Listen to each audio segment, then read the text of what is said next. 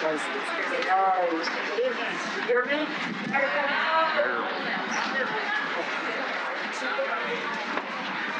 What would an evening be without technical problems, right?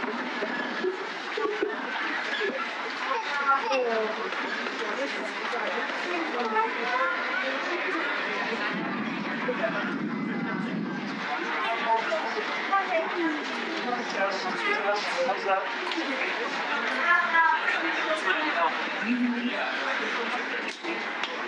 All right, how about that? Okay? Okay in the back? Hey, okay. Let me give this a try. Yeah, I know. All right.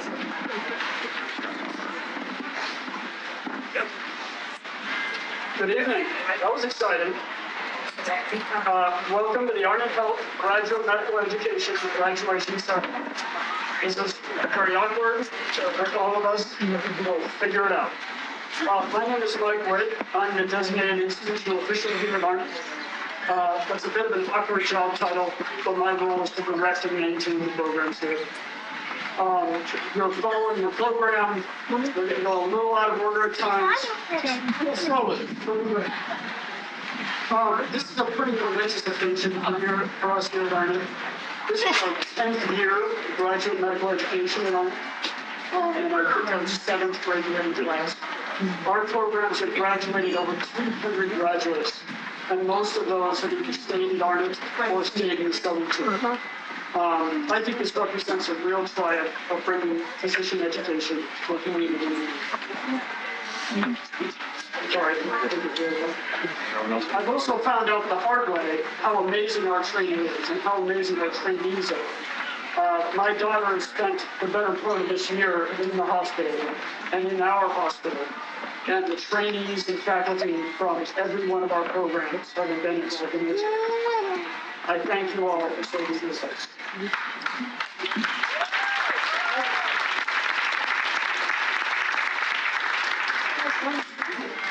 A couple of things that I've learned over the last few years.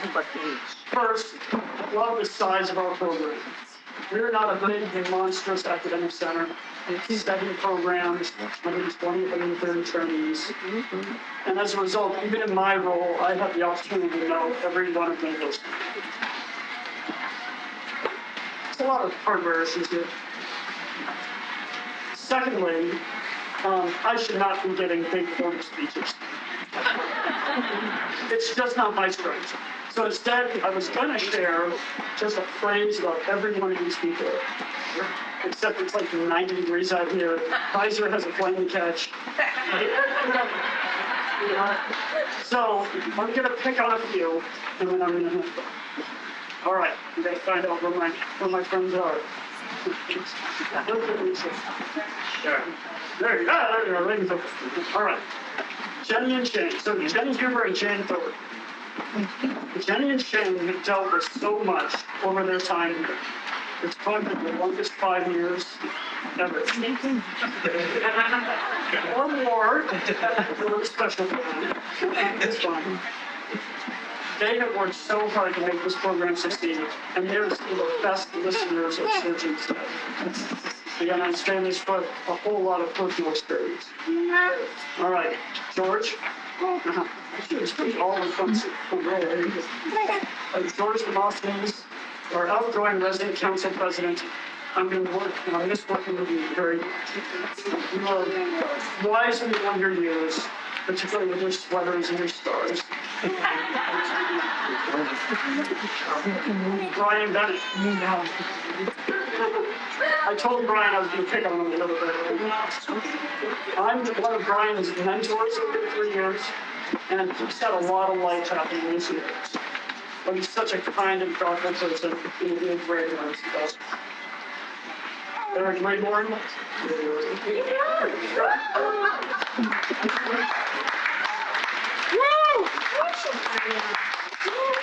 Eric is so kind to his patients. And truly goes above and beyond his own.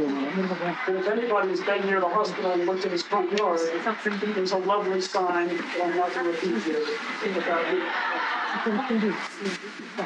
Mohammed Raza and video ready. It's gonna be great.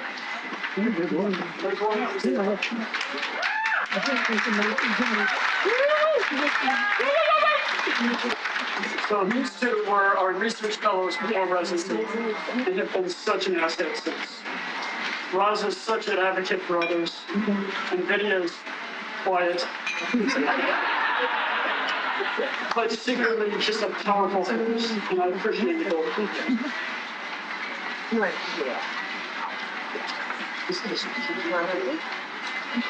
So on that note, then, in the interest of time and heat, I'm going to say congratulations to our graduates.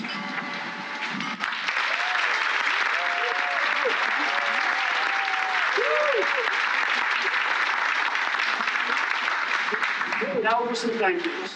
I thank the families of our graduates for supporting their loved ones on this journey, and it's been a wonderful one. We owe special thank yous to our residency coordinators and GME staff. Most of them here in this room. Paula, Angela, Lindsay, Allison, Sandy, Melissa, Kathy, and Miriam. We thank the administration of ArnotHealth for their ongoing support and are thankful for the partnership we have caring for our community. Thank you to our program directors and faculty, without whom none of us could be here celebrating the maturation of our graduates. I want to take a quick moment and thank our department program leadership. Dr. Wiseman, Leila, you pick on yourself. I don't pick on anybody, so I say that, but you don't have to say me. Thank you for stepping in for the surgery, mostly out of an act of kindness, suicidal ideation. Let me help introduce these next speakers.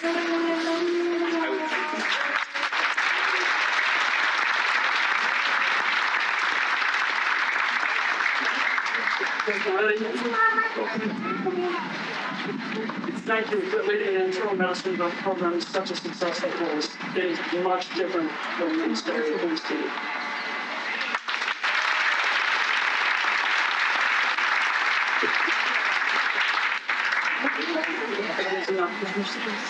Is Coach here? My name is Stephen. Hey, there he is. Stand up, man.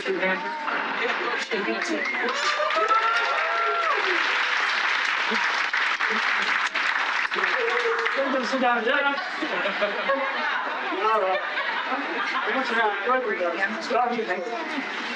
I just hope you understand what the impact is to all official residents.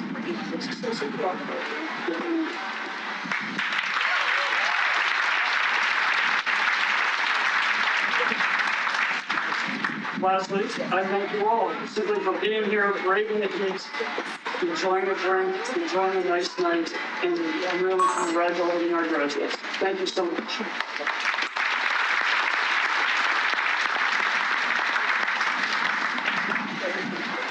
Right, and now we introduce Mr. Jonathan Lawrence, our President and Chief Executive Officer.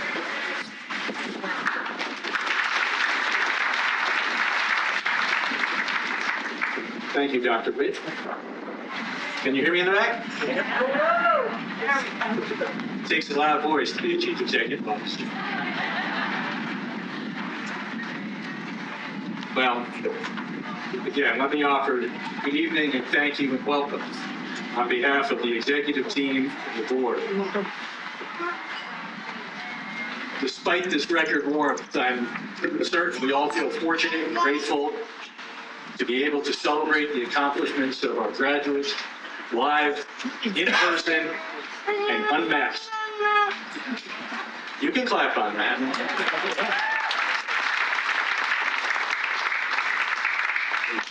After 3 years of masking, social distancing, and endless video conferencing, I know we've all come to cherish and value celebrating with colleagues, family, and friends, whenever the opportunity presents itself. Fortunately, the challenges of navigating our way through the pandemic are now behind us. And although the lasting impact on our institution and the complexion of the healthcare landscape across the nation has been profound, it is now incumbent upon us to adjust our sights and set sail toward the future we wish to achieve. As the largest New York State-based provider of care in the region, Arnott has established itself as the safety net provider of our community and the region's epicenter for medical education. During the pandemic, our value was clearly demonstrated by the tens of thousands of COVID vaccinations and tests that we administered, the establishment of our COVID hotline, the mobile pop-up vaccine clinics, our specialized respiratory clinics, and much more. More recently, our leadership has been evident in our collaborations between the ECOM, Economic Opportunities Program, Excelis, and the local Department of Health to provide lead screening and address food insecurity, vitally important efforts to support the most vulnerable members of our community that has actively been supported by While we can all take pride in the way that ArnotHealth has demonstrated our organizational commitment to the community, we have also continued to cultivate a strategic, future-oriented posture that at its core reflects our commitment to ongoing investment in our people, our technology, and our facilities. Among other outcomes, these efforts are intended to directly benefit our residents and the continued advancement and improvement of our graduate medical education initiatives. On the heels of our multi-million-dollar renovation and expansion of the Arnold Ogden Emergency Department, we continue to invest millions of dollars to ensure that our residents and medical staff have access to state-of-the-art technology that they need to cultivate their skills to their fullest potential. Following last year's introduction of robotic surgery to our community with the acquisition of the GXI, we are now planning upgrades for cardiac catheterization, radiofluoroscopy, Pyxis medication dispensing, pediatric and NICU monitoring, CT replacement at Ira Davenport, and many other investments in clinical technology across the system. We also continue to invest in major infrastructure renovations, repairs, and numerous clinic expansions and facility renovations throughout the system are currently underway or on the drawing board. And I hasten to add that this includes a renewed focus on elevator repairs, a chronic problem causing intractable pain to our patients, to our medical staff, and to yours truly. Notably this year, we saw the transformation of the former Arnott Ogden Diner into a beautiful new resident classroom and study space.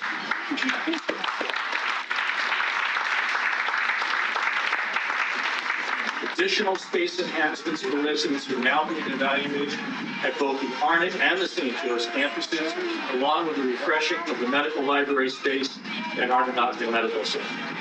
I know that as much as Dr. Terry advocated for the renovations in the diner, that was the one place that I knew I could always find it. Still a diner, meeting with residents and staff. So we're glad to be able to continue the dedication of that experience.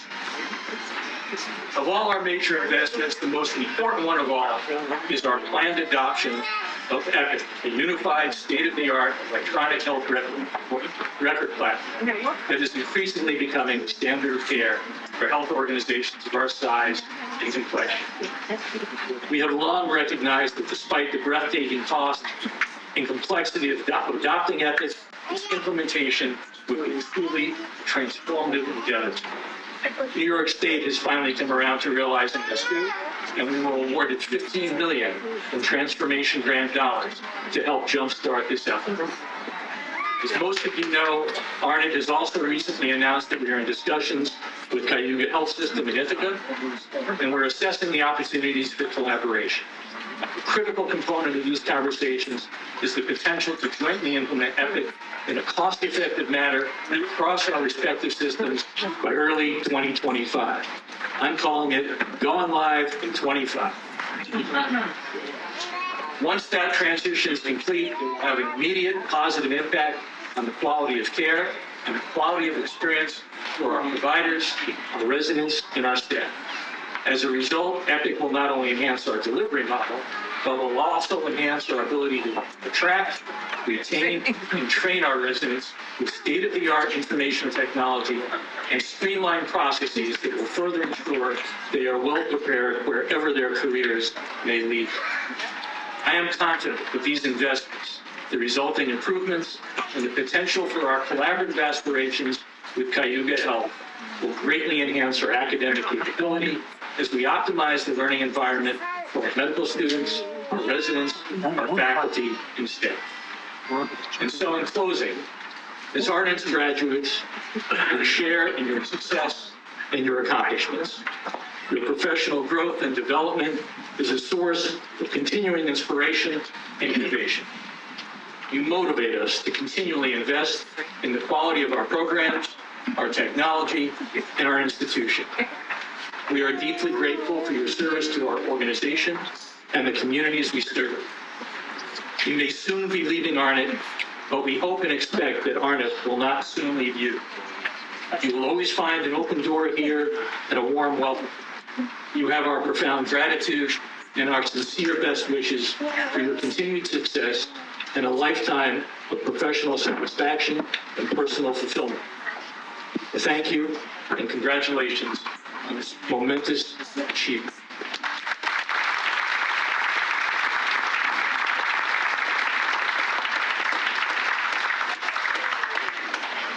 And so, now it is my pleasure to introduce Dr. Baxter. Dr. Baxter, who's going to disrupt this program. So we don't get this position.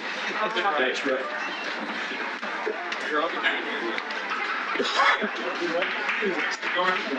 Okay. Very short introduction, and then Dr. Terry speak his piece. You heard Dr. Witt refer to Kaiser as catch the plane. This is Kaiser.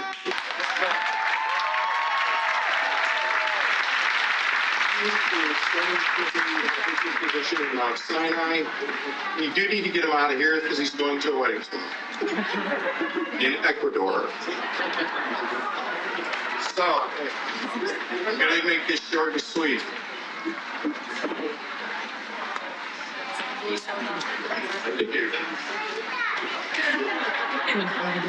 You made it. You're welcome. Here's a piece of paper that's empty like my soul representing your diploma.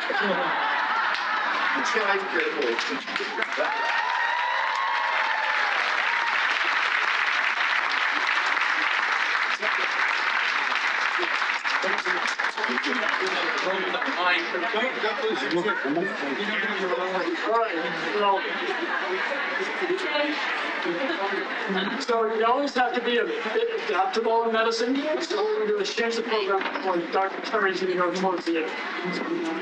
Do you keep going? We'll just keep going. You're on a roll. Cool. Okay. That guy's just gone cleansing breath. I can talk to the class. So, the first and hopefully only group of folks that will ever go through here entirely unannounced is a shutdown. You guys had a challenge that no group has ever had here before, and hopefully never will again, but we did it. So, Mr. Lawrence referenced a lot of how we adapted to the situation. Nobody did it more than these guys. We managed to keep our outpatient clinic open throughout.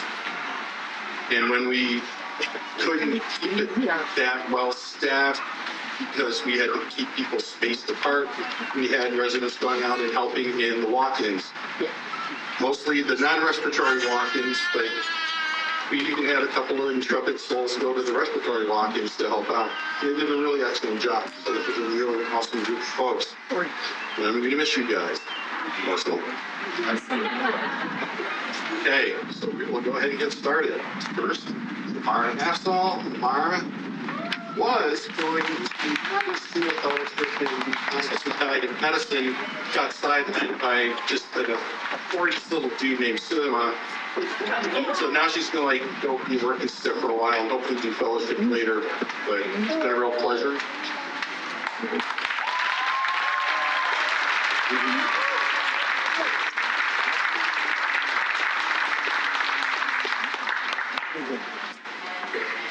Next, is Veronica Budas, whose big sister graduated from here not that long ago, whose psychiatric pheromone hit Veronica. She's had the single most complicated panel of patients ever in the history of this program. Multiple issues and handled it just like that. Nice, a smile. I never saw her get flustered, like ever. Did it well. But she's going to be doing hospice and palliative care at Wake Forest University in North Carolina this coming year. It takes a special kind of person to do that kind of work. Veronica is that special kind of person.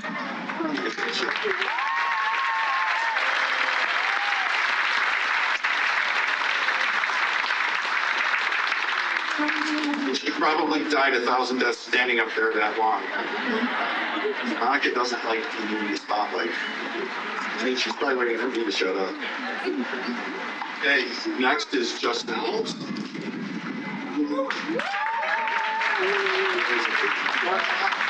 Hospitalist work at Henry Ford Hospital in Jackson, Michigan. Following his new bride there. He's been married less than a month. The small town.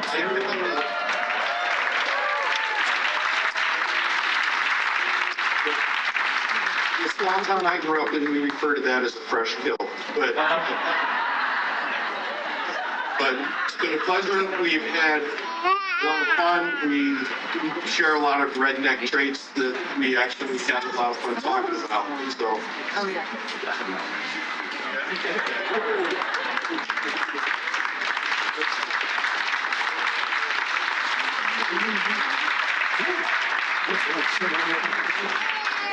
Okay, next is Robert Novak, Yo, and JD.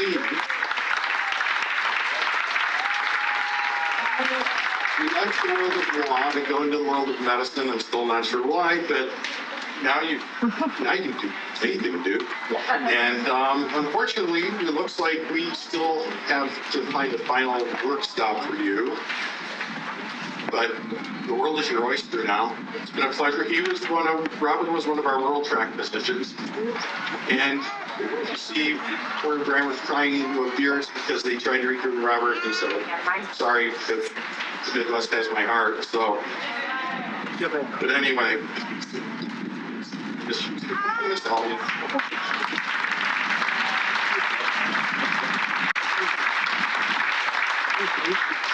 So I really just dogs because I don't have a whole lot of hands that work too much. Okay, next is Lucas Place.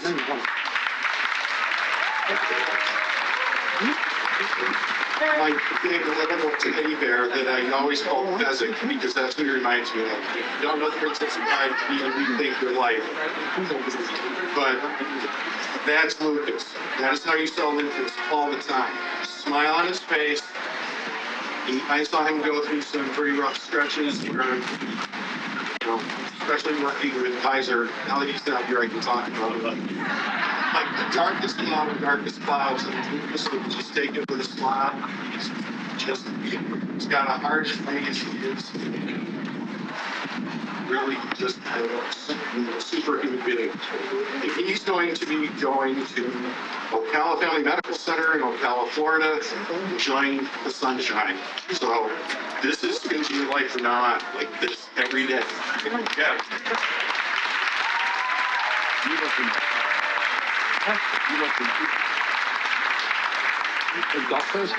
Okay. No, it's kind of Next is Adam Ramsey.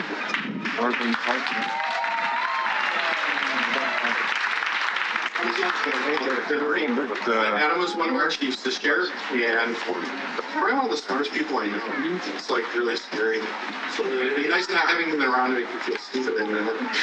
But Adam is going to be going to do an addiction medicine fellowship. In Holland. He'll be enjoying Boston for a few years, or at least one.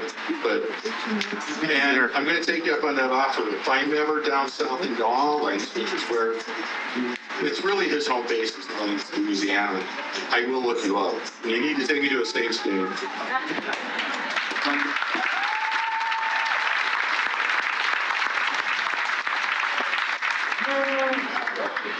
Okay, next is Jonathan Sherman. Jonathan is my other co-resident, and he's kind of quiet. He's unassuming. At least that's how he started. And it took me a while to figure out that he's one of the funniest human beings I've ever met. And he's like the king of the one-liner where he goes over the old man's head and then finds something. I'm like, I get it now. He's also doing an addiction medicine fellowship at the University of Florida in Gainesville, Florida. And he's here alone because his poor bride is down in Florida, where she will be delivering their first baby soon. So.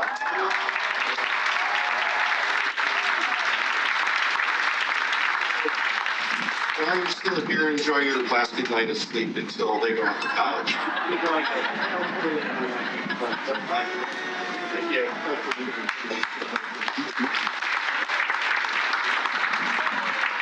Okay, last but certainly not least, Devin Thompson.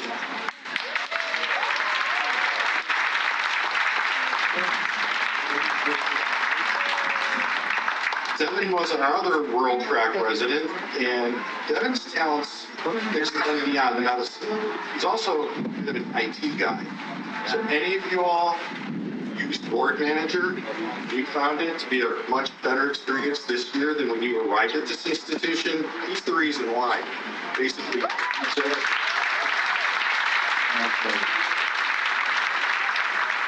and from what I understand, Joplin, Missouri, and Rochester, New York are now like in a steel cage match trying to secure his talents, and he has the enviable position of being in a bidding.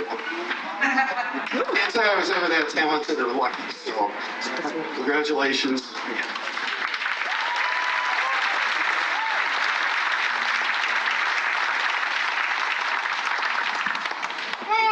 Parting words.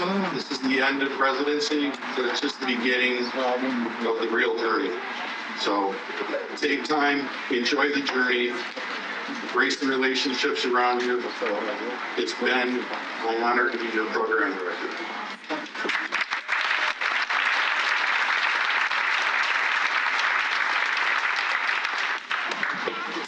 All right, Dr. Lawson.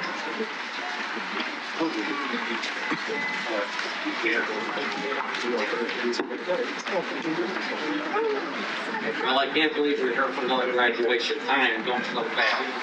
When I look into a mirror, I always remind myself, I don't have gray hair, I have wisdom highlights. Before I talk about the graduates in the program, I want to acknowledge one of the faculty members of the GI program is retiring this month, Dr. Dan Beery. He's here tonight. And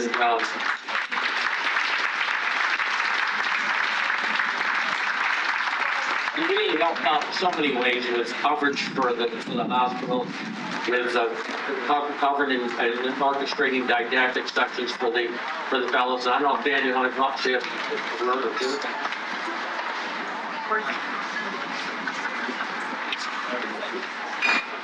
Thanks, Bruno. Appreciate just a couple moments that I'd like to say. The GI program here is absolutely top-notch.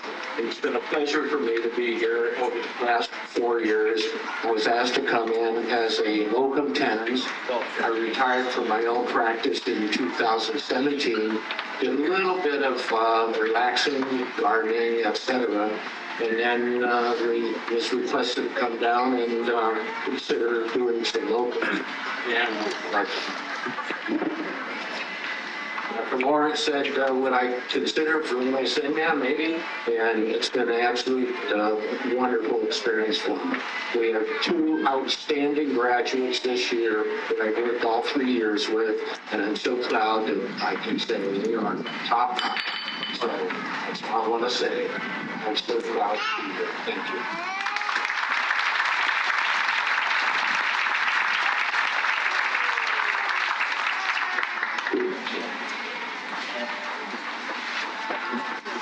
Well, in any event, the gastroenterology department has continued to thrive, although the structure has changed.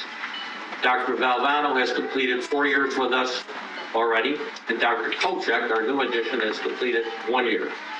These 2 young physicians have provided a sound basis for providing gastrointestinal care for the community and have had tremendous input and educational support for the fellowship program, which will certainly allow it to continue to flourish. Just want to add also, the program still has 100% board certification pass rate for all the entire existence of the program.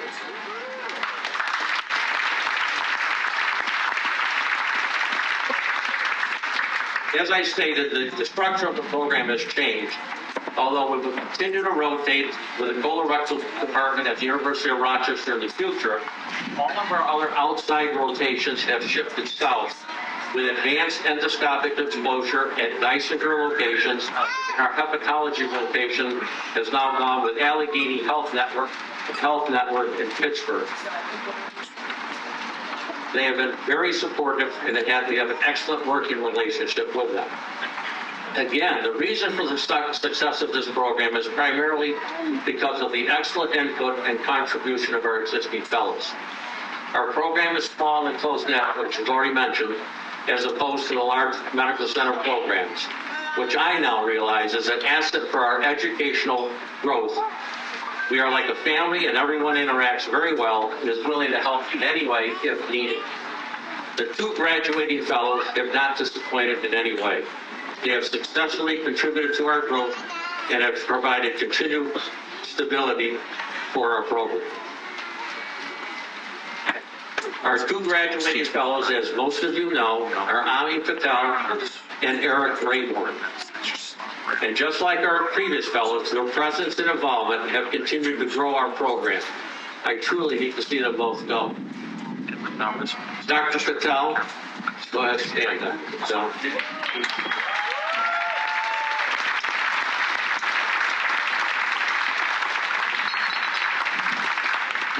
Dr. Patel came to us with a very strong desire to learn and a very strong work ethic.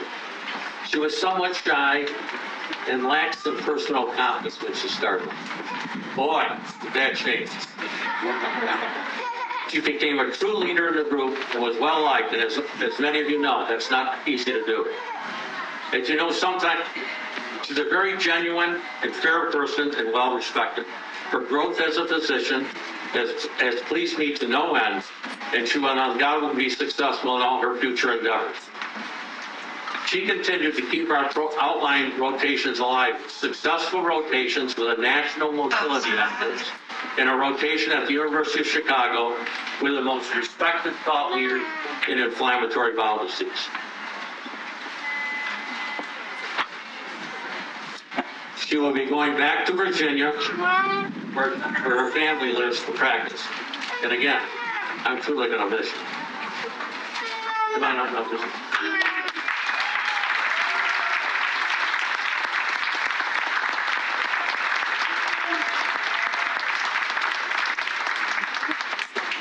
Eric Rayborn, as mentioned, moved into town with great planning. He rented a house essentially on the Arnott campus. This is great for the program because if and when we needed something done at the Arnott, he was there and willing to get it done, even if he wasn't on call. He has also grown tremendously as a physician, and as mentioned before, he's got a very special talent with patient interaction that makes all patients very comfortable. I had many, and I mean many, compliments from patients regarding their interactions with him. When he first started with the endoscopic procedures, I grew some more gray hair. I knew I had a lot of work to do. However, with time and hard work, I can, with a relevant call, state he attained excellent confidence with our endoscopic procedures. He will do very well in practice. Eric is going to join one of our previous fellows, Dr. Keltz, and we'll be going to South Dakota. And hopefully, he will see a smiling face at Mount Rutherford.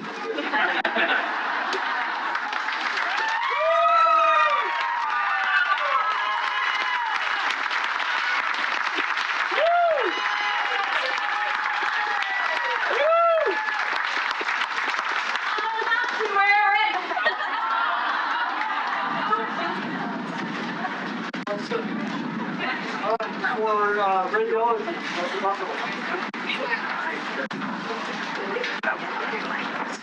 Yeah, tell your wife I said thank you.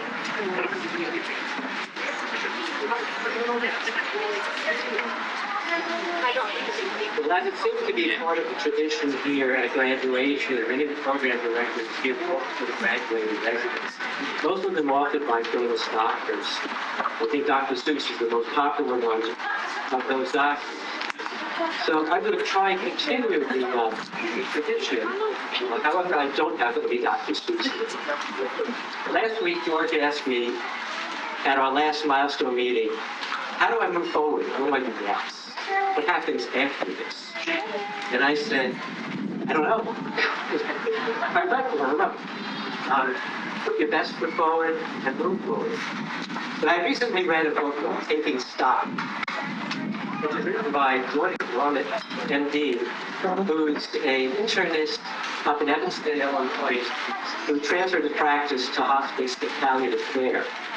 And what he learned by interviewing hospice patients is that, many of us live by, you only live once, the YOLO advice, or seize the day. And it's a good prescription. But the hospice patients don't share with him that you live every day, you only die once. So I think that we can move forward on seize the day, living every day. So that, in my advice to our graduating residents, to Mark and George, is to seek balance, redefine your life. Look along the lines of fiscal integrity and perhaps reflect on eternity.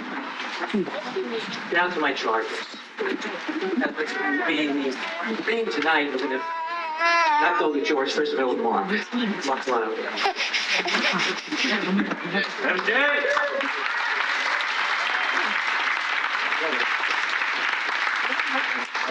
As a tradition with the radiology program, we continue our streak of everyone passing the course. Mark is our silent genius. Many of you,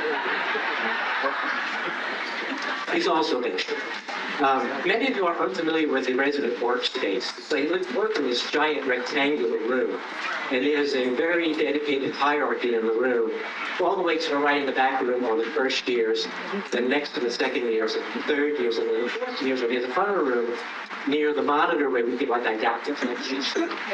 Medical students sometimes are out in the hallway, and resident rotators sometimes they're in the room. But oftentimes, during a lecture, you'll ask a very hard question, and you're met with complete silence and blank stares. And then suddenly you hear like this silent voice at the side of your ear, the Mark's chair, the most bizarre symptom that you're trying to get at, and you do. I can say, hard to take English to learn. Something, and you say, yeah. He always has the correct answer. Mark is not only genius, you can see by his demeanor. He's kind, he's generous, he's incredibly respectful. He has grown in the last 4 years as a competent radiologist. He's ready for independent practice. He has the most fantastic technical skills I've ever seen. He does biopsies more accurate, faster, and more skilled than I can. He is leaving us at Arnott and will be entering a private practice in Iowa. I know. I said, Iowa? Iowa, but I didn't know about Iowa. And I grew up as a kid in Brooklyn, New York, and I have that kind of view of the world from Brooklyn. Like everything, west of the Hudson River is nothing. California, please that consider. I didn't know about Iowa. It's the only state bordered by 2 navigable rivers. Very impressive. And it's the highest per capita of golf courses in the United States. It's also the #1 state in corn and soybean production. So either Mark is going to play golf or be a farmer. That one's true. We will miss you dearly, but know that you always have a home with us if you ever want to return.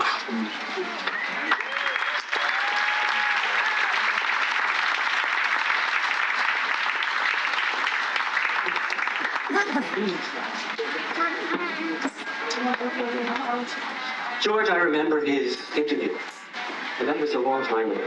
I can't believe the time was slow, flowing fast.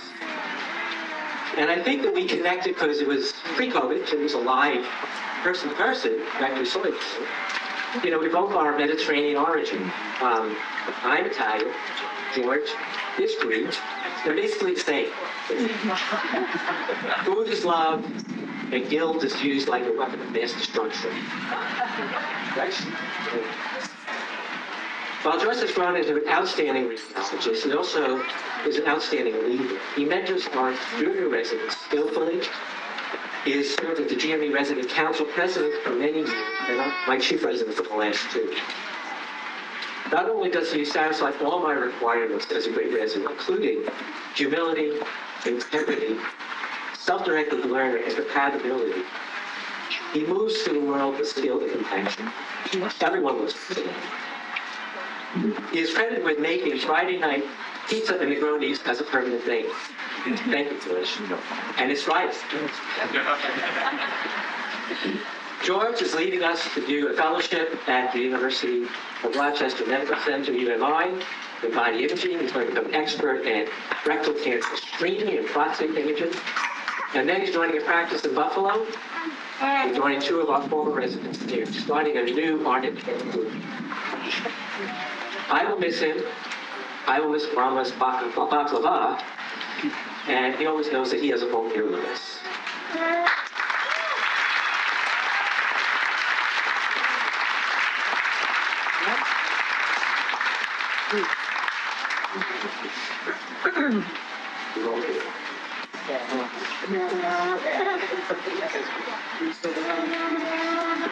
All right, for emergency medicine, Dr. Keller.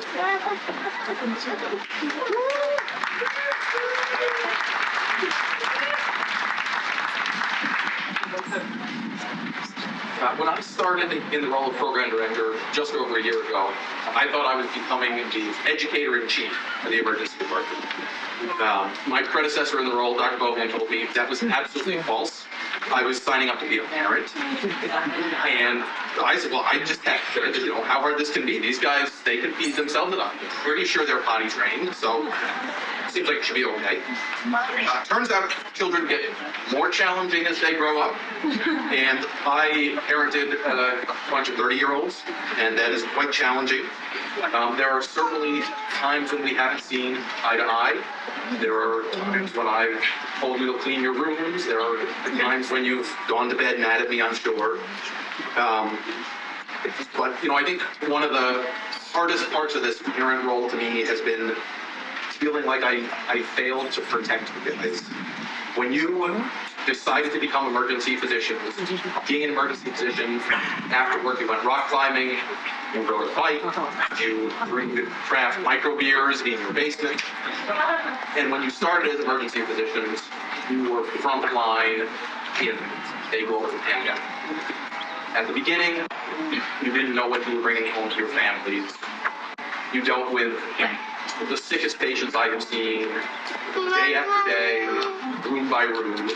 And at the end, you were yelled at by people who felt that Google taught them more medical knowledge than you guys got during medical school. It really has been a rough several years to be an ER doctor. And I'm sure that there have been times that you guys have questioned your specialty choice. And I truly wish that there was more that I could have done to protect you in the last 3 years. But the fact that you guys not only survived the challenges of COVID, but you thrived through it, it set you up in a way for success that nothing I could have deliberately come up with could have done. Your flexibility, your resilience, your camaraderie, your good humor are an inspiration to me. I know they're an inspiration to the other faculty members, and I know they're an inspiration to your families as well. I am really lucky to have had even a small part in you developing the incredible physicians you guys have become. I know you're going to do great things. I love you, and I am so proud of you.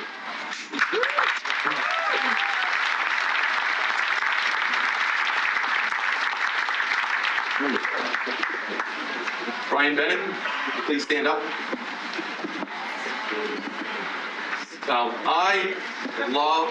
I hate Zoom, but I love being on Zoom with Brian because every time there is a cute furry animal in the background. Working working with him, though, if I had to sum up Brian, I would say quiet confidence. He is the sort of resident that when you see he's on a shift, you know it's going to be a great shift. He's able to maintain calmness in the face of insanity that few people can match. He has an incredible bedside manner that includes to him. He has won at least 2 hospital-wide matter awards for excellence in patient care and bedside manner.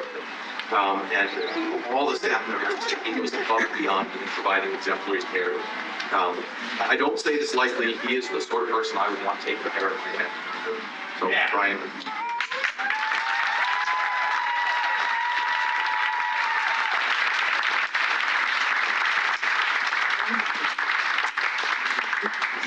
Max Brown, please stand up. The last shift that I worked was with Max. And it struck me at the time that it was perhaps the last shift that he and I worked together all year. Certainly the last shift he and I worked together before graduation. We didn't really have time for any kind of bittersweet nostalgia. It was a crazy evening. But it was really gratifying to me as an educator. Like, oh, I succeeded. This guy is awesome. He's going to be a great doctor out on his own, taking care of people. He did a phenomenal job taking care of every patient that came in the door, and there were a lot. He stabilized the critically ill, reassured the well. He did all of it with a cheery disposition throughout. And then, not necessarily on that shift because it was too busy, but on every other shift we work together, Max always displays an incredible intellectual curiosity. He's always posing hypothetical situations and talking about relevant literature to the care. It just shows that he's always thinking about what's the best thing he can do for the patient. Max, it's a pleasure.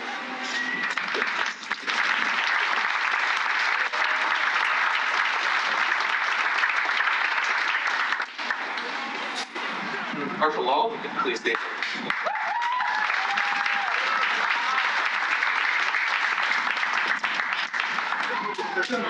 Dr. Law has been one of our chief residents this year, and that really should surprise nobody in that emergency medicine is a team sport, and Dr. Law is the consummate team leader. Pretty much every nurse in the department has said that he is the best, that he treats them with incredible respect as colleagues, that he advocates for what's best for his patients at all times. The director of the ER that you were going to work for, he called me, which is really unusual. Normally they just want a piece of paper, but he called me and said, is this guy going to be okay? And I told him how lucky he was to be getting you. You are a great bedside clinician, that you phenomenal things there.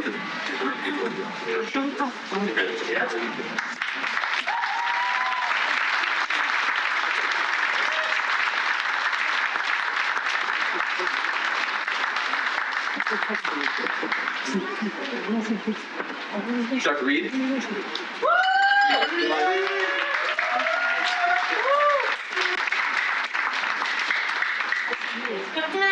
Dr. Reed always looked down. He was our medical student clerkship leader. It's really hard to overstate the importance of that. Students choose their specialty and program based on the experience they have in their clerkships during their 3rd and 4th year rotations. And making a good impression is critical. You got Harry back there, he knows that. And Zach has done an incredible job of revitalizing and making our rotation as good as it can. I think COVID was hard with students in the ER, and he has made a truly wonderful learning experience for them. Between their on-shift experience and then teaching their didactics every Friday morning with lots of good foundational EM knowledge, procedural hands-on skill. And from my point of view, I think they're fantastic drivers that are really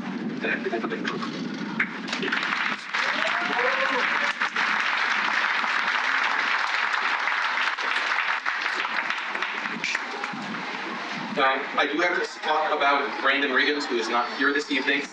I'm sad that he was unable to join us, but I would love a chance to embarrass him. You guys can tell him about later. When I think about Brandon Riggins on shift, I think about the terminal. shows up, he doesn't say much, but he goes and he works. I talked to the intern about one patient, he comes back with 15 patients that he's ready to dispose. But my favorite thing about Brandon is that, other than talking about patients, we maybe exchanged 10 words until 6 months ago. And you guys took him to California, and you did something to him under the Golden Gate Bridge. And he started smiling and joking, and he had this fantastic sense of humor, which I guess is kind of what happens in Terminator 2 when you think about it. At any rate, I'm really sad that he couldn't be here tonight. But I just want to take a moment to recognize his fantastic performance of his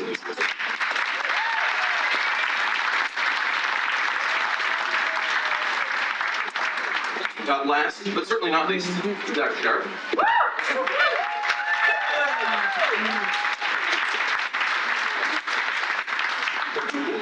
The first thing I learned from Dr. Sheriff is that I've been spelling police sheriff wrong my whole life. But after I got over that embarrassment, I immediately learned that Alex is an incredible bureaucrat. Truly one of the best.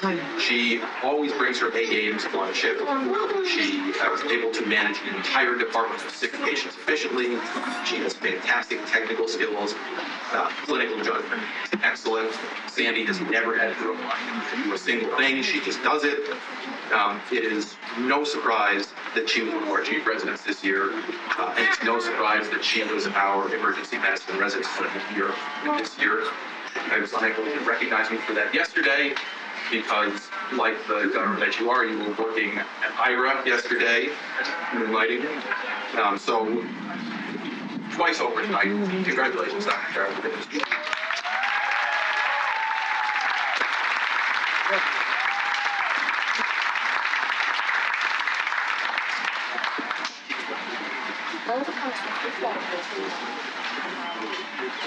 All right, for psychiatry, Dr. Bushman.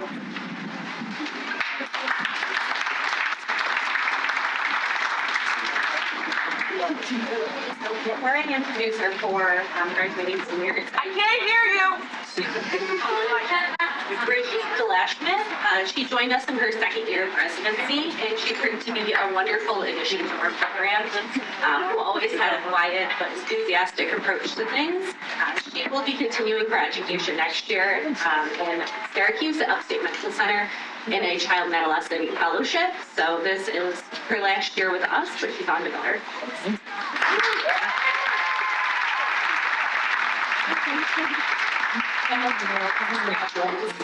I've been very lucky to work with these 4 individuals as first an associate program director and more recently as program director. But more than that, I've also known them very well from the outside. For the past 2 years, and it's been really exciting to see them grow into their own personalities and practice style of studying. Our first graduating resident is Martin DeVries.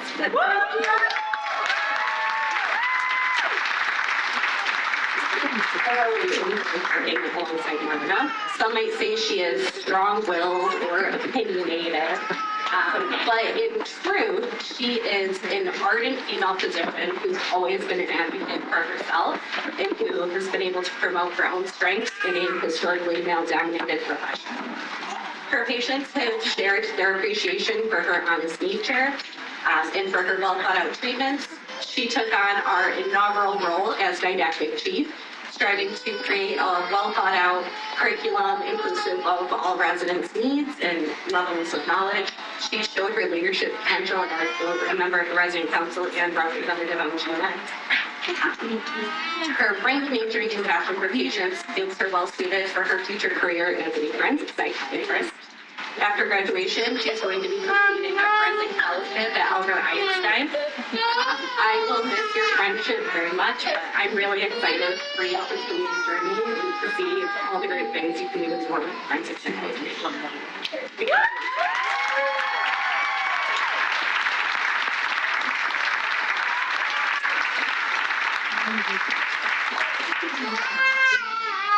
So our next graduating senior is Derek Kohler. So I joked with Derek that I was going to use this opportunity to talk all about how much I value his friendship with his wife, who, you know, students, but I feel just as lucky, if not more so, to be able to work with you and to be able to see you grow into, you know, your own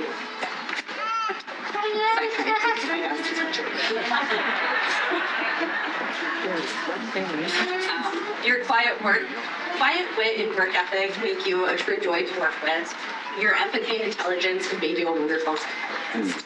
This past year, he's shown a lot of initiative, a lot of talent for teaching, all of the junior residents he's worked with, but more than that, he's also been really eager to help out, to, you know, join whatever rotation we need him on for help. It's been really appreciated.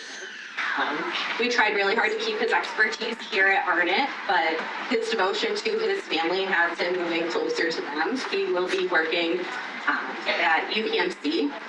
We are lucky, though, to at least have you still in the community a little bit. He's taken on a role as medical director of some sort in Trinity, so at least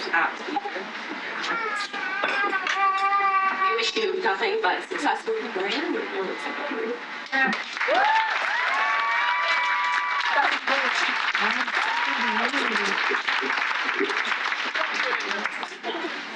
Our next graduating seniors will be up there.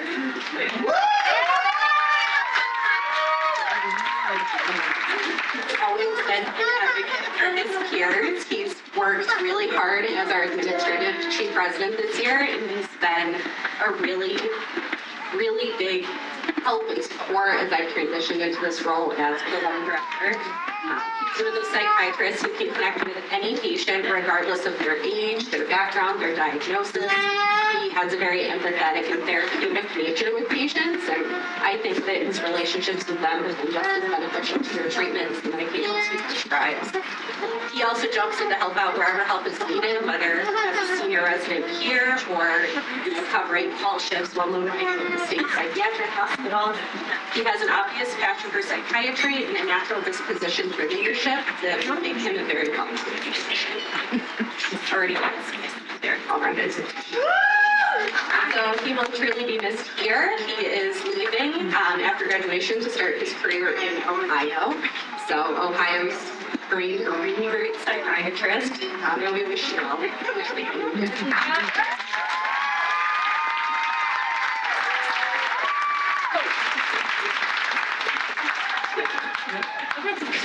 Our final graduating resident this year is Lily Jane.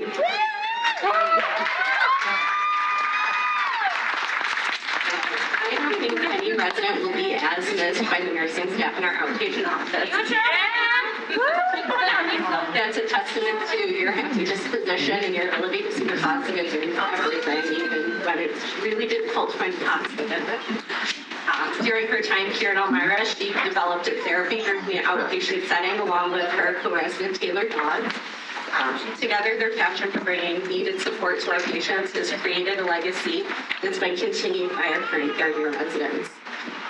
The support group she created has not only been a valued therapeutic treatment option for patients in our community, but also the catalyst for studies that she's been able to continue to present. She's been, very involved with teaching junior residents, with medical students.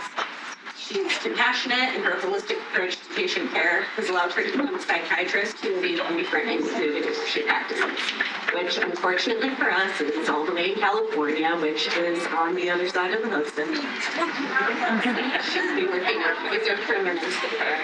So Lily, you're going to be missed by a lot of people here, but congratulations. We wish you luck.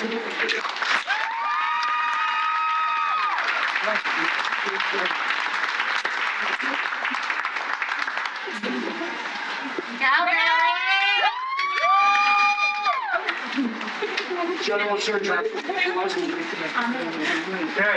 my understanding is we have a guest speaker. Finish your drink for time. But just to take a moment before, Mike, we bring in our guest speaker here from the Evil Empire to the East. I spoke a little bit about this yesterday, but this was a tough year for surgery. But Jenny and Shane, at the beginning of the academic year, sat down. They really wanted to set up what they were going to do with students, what they were going to do with the residents, and set up the didactics. And despite all of that, they stuck with it, and we actually, I thought, improved their experience for the residents of New Maine, for the students. We actually got some very good feedback from our UConn students about it, so I think that that really speaks to their dedication to their education and also their dedication to service. So I really want to say thank you. That helped make a difficult job a little bit easier. So without any further ado, Dr. Michael Shields, please.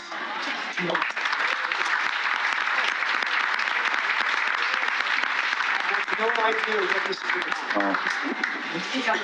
The other mic, and you. Do not know what. It's two hands. It's a surgery thing. Two hands. Dexterity. Okay.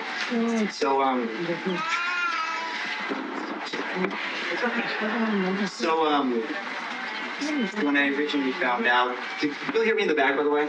We okay? Okay, fantastic. All right, awesome. So, I originally reached out. I heard Jenny, should be Dr. Cooper, speaking about how she said, "Oh, it'd be really nice to see that he kind of chimed in and personal about, Shane and myself." And so I reached out to Paula in January. It was Paula. Back in January, about seeing if I could maybe do a surprise speech for both. And we're a little uncertain as to whether they make this far, but here they are. Here we are.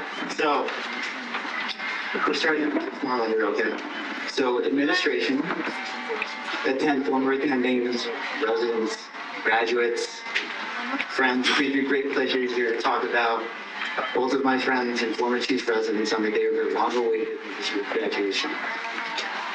So first I'll start with Dr. Hubert. You just think you want to start.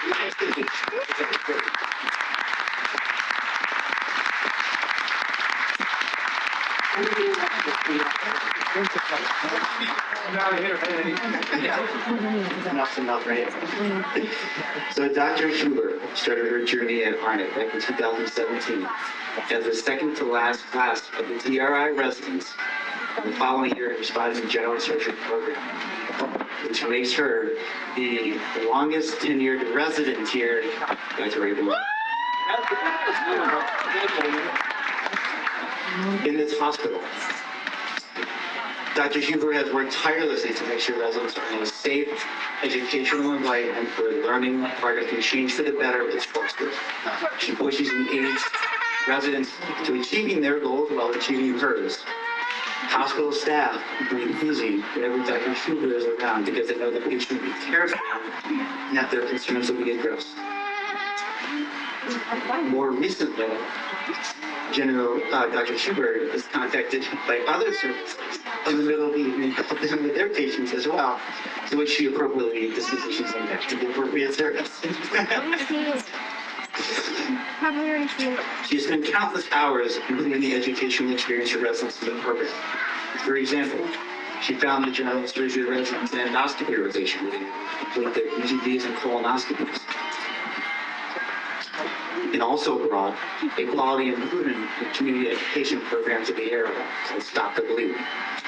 For those unfamiliar with Stop the Bleed, it's a national awareness campaign that trains the public in a bleeding emergency before professionals or before professional providers.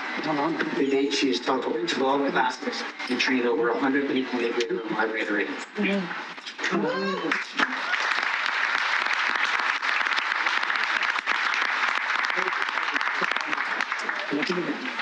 Another instance of residency program improvement is when she tried to get the surgery residency program sponsored by Monster, the image drink. Dr. Huber called and said, "Hey, all of us are fans of your product. Would you be interested in sponsoring our program?" And they said, "I'm sorry, ma'am. We only really sponsor extreme sports and concert venues." To which she replied, "Surgery residency is an extreme sport." There are a lot of other stories that I could tell, but she told me that they're unable to be told at this time. With her permission, though, I was able to tell this one joke actually she came up with. But she said that she went to alert all of her patients. She is very happy to graduate with her 6-year nursing degree.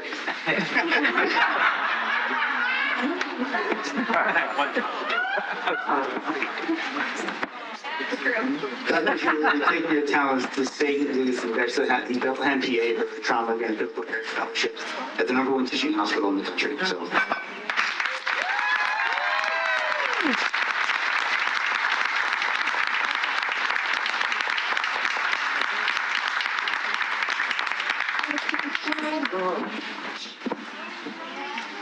So the next graduate, I feel very fortunate to know that prior to him showing her, I knew how to spell and pronounce his name correctly.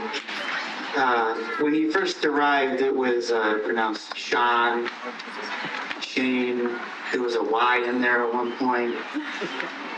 Thorpe with an E at the end. The point when he would spell all his dictations out, it was H-O-R-P.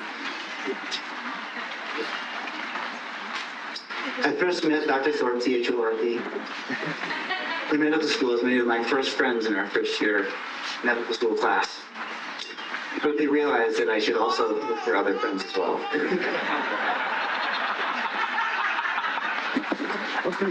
Just kidding, folks. Dr. Thorpe started a residency at ArnotHealth in 2018 in the general surgery program and quickly became a favorite in the hospital. Everyone loves to be around him. He's a calming presence and also readily available for a quick joke in a situation with the tiny silence. For example, Dr. Thorpe loves to lecture myself and Dr. Huber, who is also graduating with him right now, as to the importance of being a young physician. Michael, I had a day today. You wouldn't understand as a young physician. I have a dinner to go to tonight. You don't understand. It's a young physician thing.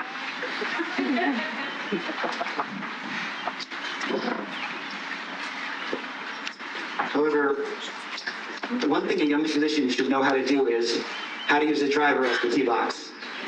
Yes. But I'm told we're still working on that, right? Yeah. Dr. Thorpe has been a staple of the ArnotHealth program since he was a medical student. He'll be staying on the general surgery program, and he'll be an asset to the institution for sure.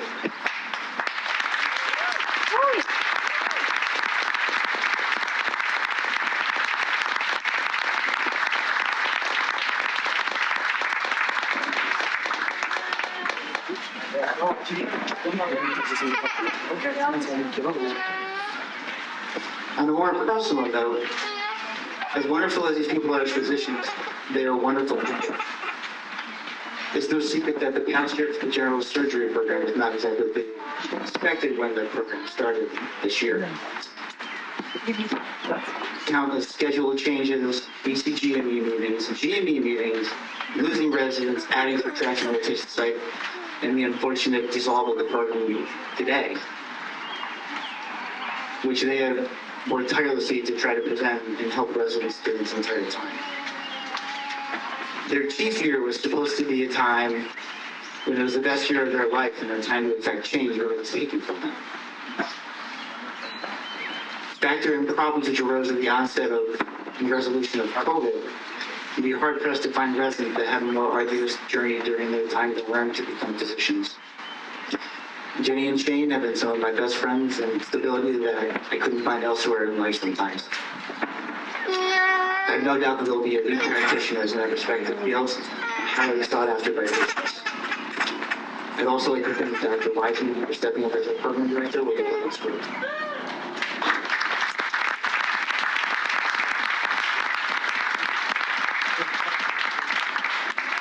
I'd like to thank Paula Mallory and the rest of the GME department.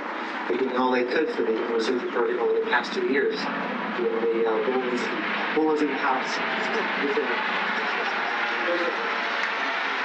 So I'll leave Shane and Jenny with a few words of advice because it's Shane being not a young physician like himself. So I had to look for more experienced ones. Eat when you can, sleep when you can, read when you can, go to the bathroom when you can, go home when you can, don't stand when you can sit, don't sit when you can lie down, don't stay when you can sleep, don't fix it if it's not broken, and don't by chewing the pages.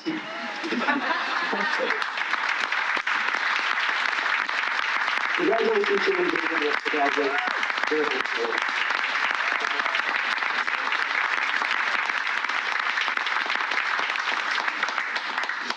Hello, I'm Jennifer Mahalik. Most of you don't know who I am because I'm barely at the hospital. I'm really actually there most of the time.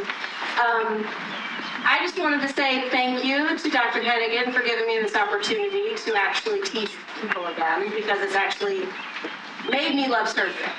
And I wanted to ensure everyone here that as a general surgeon who has trained these people for the past 2 years, all of you should trust them to actually let you cut them open.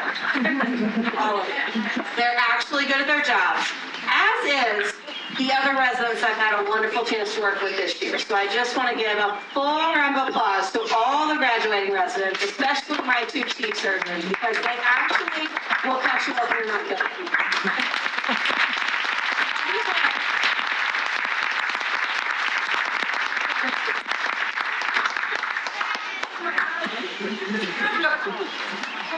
What's that?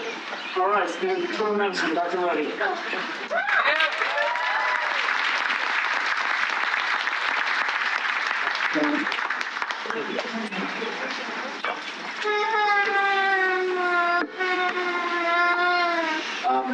Can you guys hear me okay? Now, All right, great. Before I get started, I'd like to give a shout out to our program coordinators. For those of you who don't know what they do, they make the everyday actually a little bit more possible. So you get a round of applause.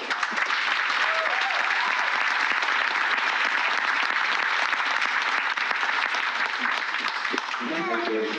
Okay. So when I first started thinking about how to put this speech together, because I don't really love to use speeches, I went to ChatGPT and typed in speeches, and one that came out wasn't bad, but it's not the good. Every year, I'm always the last one to go, and I try to sit down with the final words for the graduating class. And people get really hungry, so I try to go a little bit quicker than I can. Try to find out what the most memorable attributes were for that year. However, this year, it's my final year doing this. So I'm going to be a little more selfish and talk about attributes that are important to me, as well as that are important to our graduating class. I'd like to talk today a little bit about gratitude. There's a lot of studies. The one most recently came out of Brigham Women that talks about gratitude, having people feel more positive emotions, relative experiences, improving overall health. But during residency training, it's not always possible to feel grateful all the time. Long nights, long days, difficult patients, bad outcomes, bad interactions in the hospital. It's easy to let our emotions overrun or otherwise reasonable things of thought. It's easy to forget to be grateful for what we have. This class in particular has had a rough 3 years. COVID, a term that's certainly over-referenced, but has a clear, significant impact on their training. Early on in their training, when they started out, it was really important for them. Uncertainty within the GME itself over the last 3 years for them. Watching programs come under duress hasn't been easy to endure as well for them. Most importantly, there's been significant personal loss, as well as residents having to endure difficult times with their family and loved ones. These moments make it really hard to feel grateful sometimes. These individuals have done their best to reconcile their emotions and came back to work and gave it their all to the degree that's humanly possible. But it all hasn't been that bad. You're all qualified physicians now to work independently, well, in 2 weeks anyways. You no longer have to wonder what weekend you're on next month. You no longer have to worry about slowness of the medical records related to things that go on in the hospital. And this team has actually welcomed in a lot of new family members this year. So there is indeed a lot to be grateful for. And I'd like to share a little bit about what I'm grateful for on my way out, my exit interview. Okay. Thanks for offering. First and foremost, I'm grateful for my family. I have a wonderful wife, daughter, and son that decided to come today for my final speech.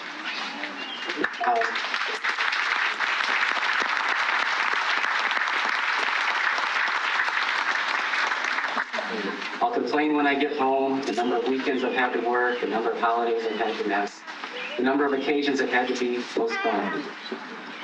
I couldn't ask for a better family than one I've got. Secondly, I'm grateful for Dr. Carey. Dr. Carey, you built the framework for this house. Despite all the initial non-believers, you invited me into this house and assigned me a portion of it to do with it as I choose fit. And you helped me build it with sacred hearts throughout the years. Certainly, I couldn't have done it without you. Sometimes the room that I felt I was assigned was the kitchen because of all the discussions we had about cafeteria and meal cards this year.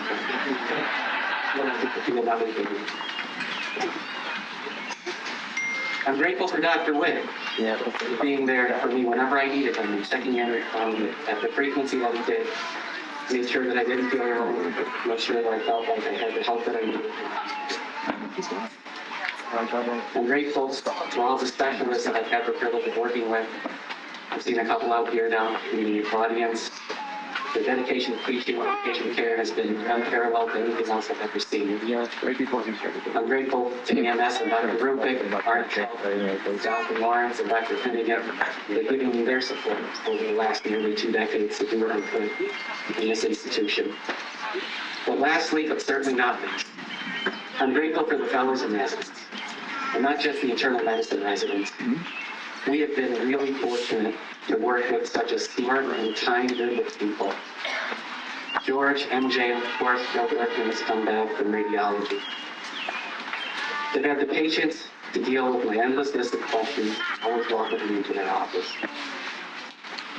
I'm saying this despite George came into my own home to take my boat and down.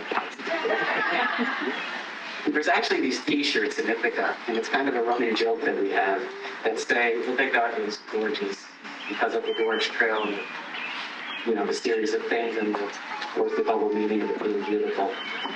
In my heart, though, George, radiology has been gorgeous.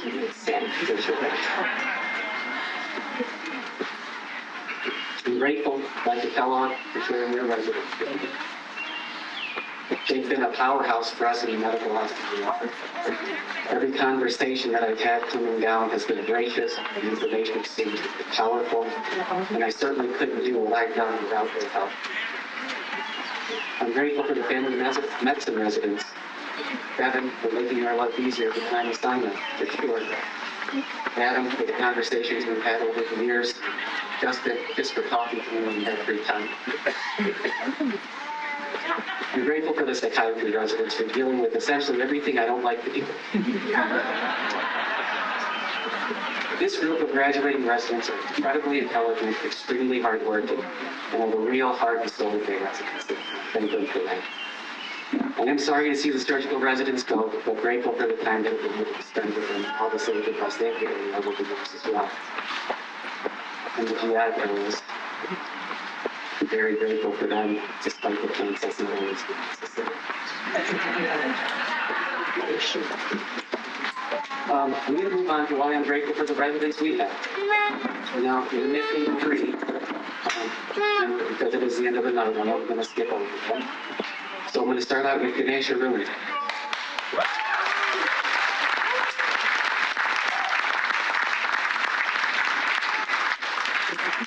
Ganesh, I've always found you to be kind, thoughtful, and hardworking.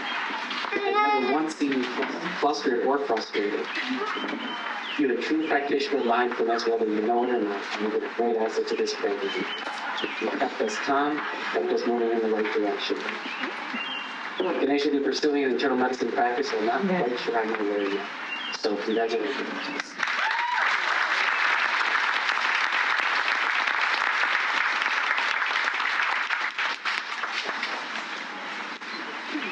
Okay, Dr. Chia. Izzy is a quintessential resident.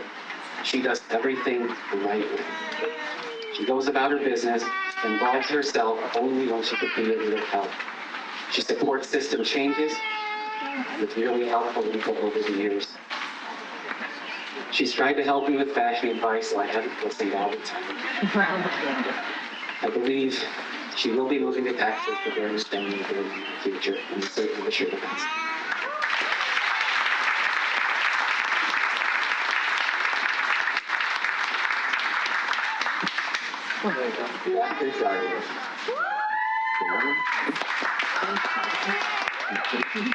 Nadal is different from anybody else.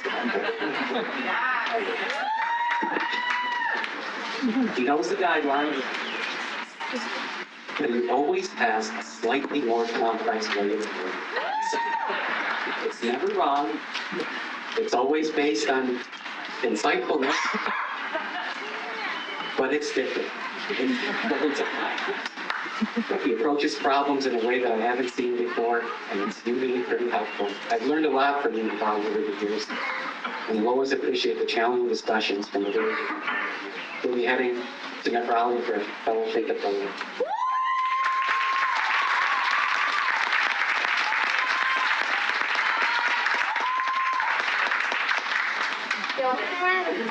Dr. Rhoda Amy. Bobby and I had the chance to interact in and out of the hospital quite a bit. We played basketball together and watched him kill at chess somehow weirdly. He's one of the most dedicated people I've met. He puts his whole heart into these guys, and this will be super useful for him as he pursues his career in hospital medicine.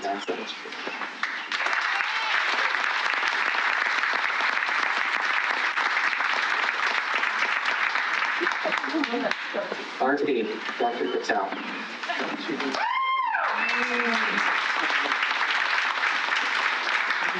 She starts every day with positive expectations. No matter what, she sees the good. No matter what, she always tries to do the right thing. No matter what, she gives her best day in and day out. She always tries to make tomorrow better. This program will really miss her. She'll be moving to Colorado Springs to become a hospital.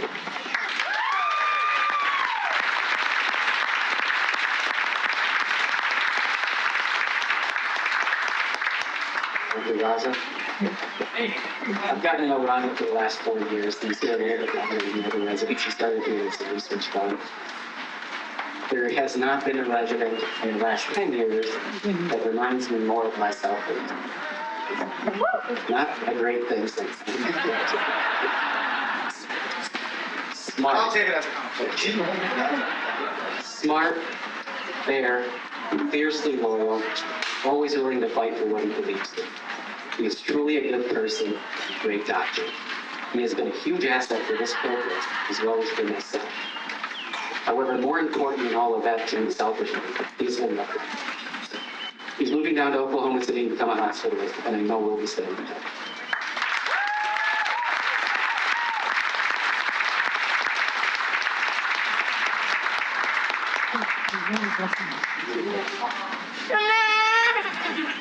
Dr. Reddy. Ready to go with ya. Go ahead.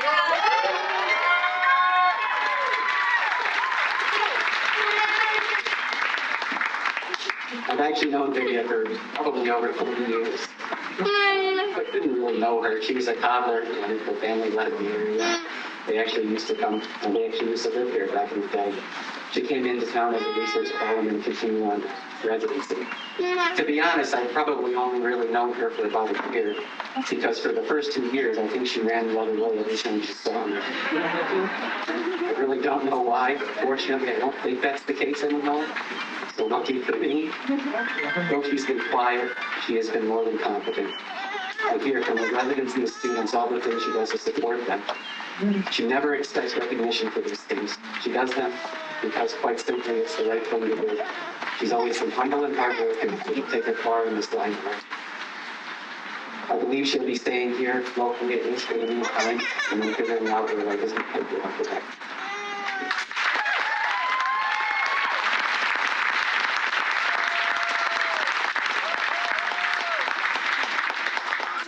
On this one.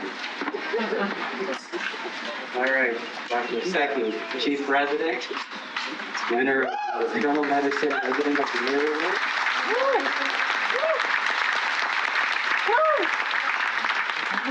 I first met Kenza during the fourth-year audition rotation, where we spent a lot of time talking about subgroup and how to be better people. Unlike myself, she's actually become a pretty good practitioner of this. She has demonstrated excellent leadership as a chief resident, a maturity that is really uncommon for her age and her stage of life, and a strong concern for others that is just endless. Fortunately for us, she will be staying on for a few years more as a GI faculty assistant.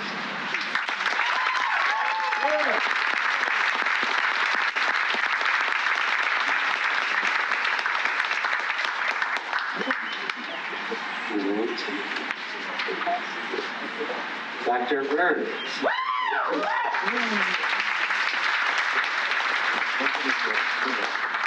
Hails from the great land of New Jersey.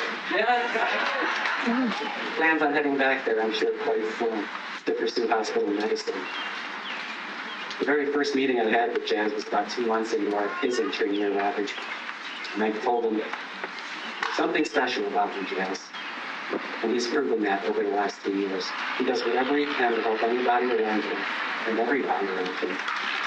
He ran a taxi service during a couple of snowstorms for people that didn't have all-wheel drive and moved vast amounts of creamer across straight lines because New Jersey has some cream to remember. He has all the qualities of a true leader. He's resilient in the face of distress. He maintains a self-purpose always. He has great self-discipline and strong values, and more importantly, a stronger heart. Another thing to think through.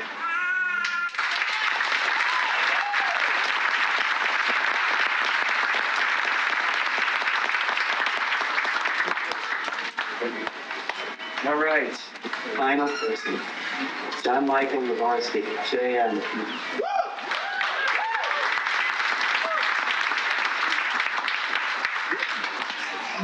For those of you who follow basketball, JM is our team uncle, the perennial all-star, the NBA most valuable player in the NBA. JM only dunks when it's sensible. Block shots, but not flashy, and understands the game better than almost anybody. This is leadership by example. He always works hard, always tries to get better, always focused on the team rather than his own personal ambitions. He's the kind of coworker you want on your team and that you know will be a good leader.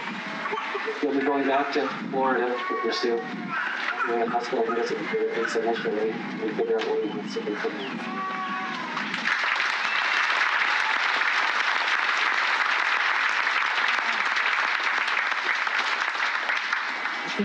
All right, so that is my reminder to remind people to stay grateful and know that we've had a wonderful 3 years here. I want to wrap up what I believe internal medicine is with what I believe is actually a really good poet.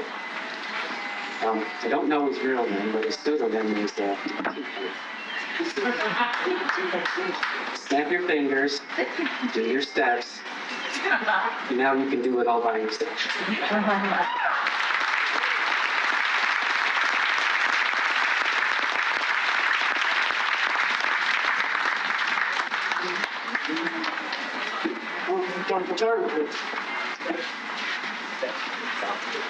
You know, by the minute, the speech kept getting shorter and shorter and shorter. So I'll ad-lib some. Congratulations. It's wonderful. You know, having been through this COVID thing for training, it's amazing, the resilience and what you guys have all been through.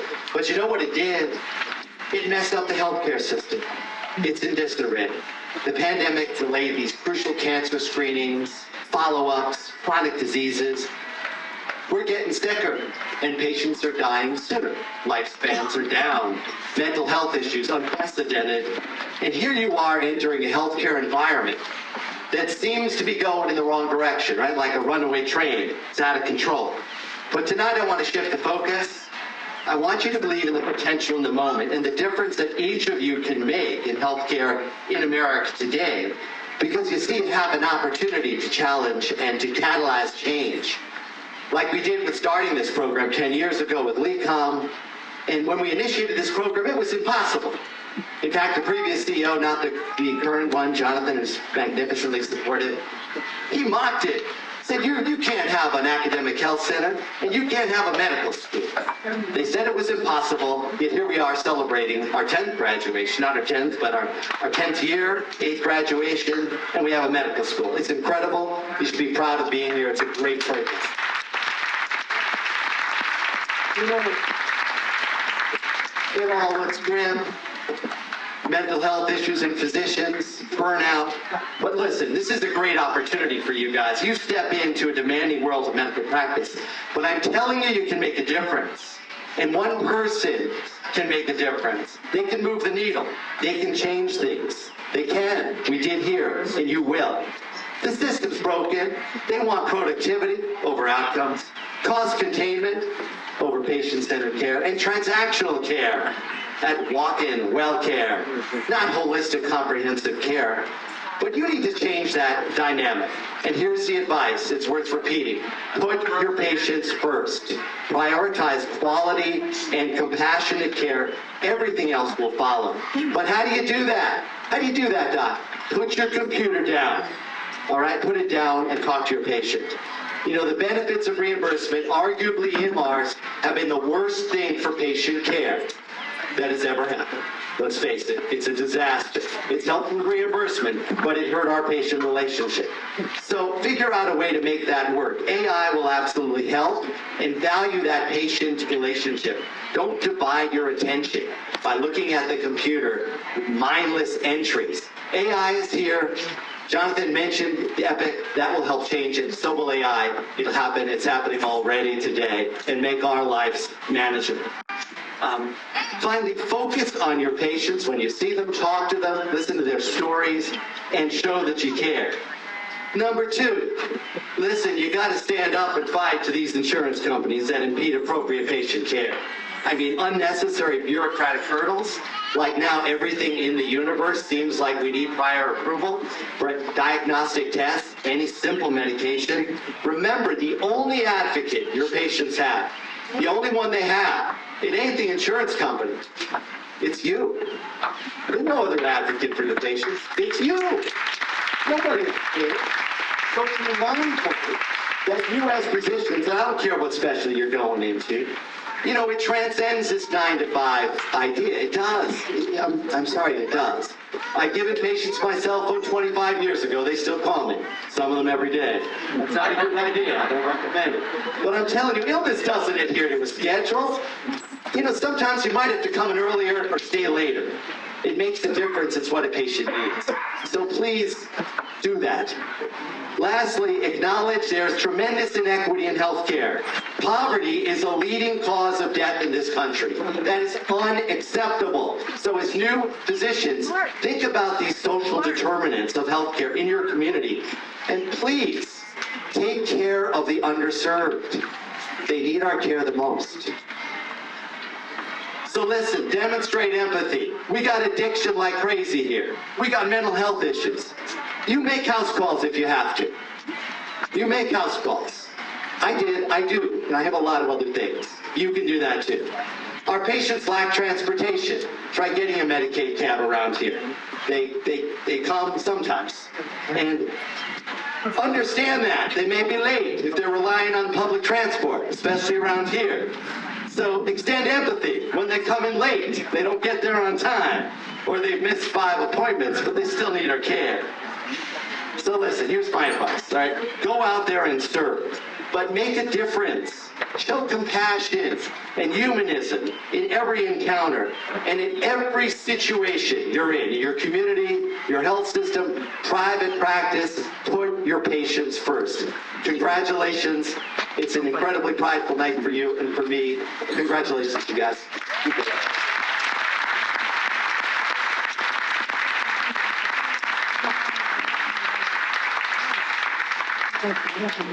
All right, without further ado, this is the end of the meeting. Most importantly, congratulations. Your comments? Thank everybody's hungry. We're tired kids. It's not dinner. Good night.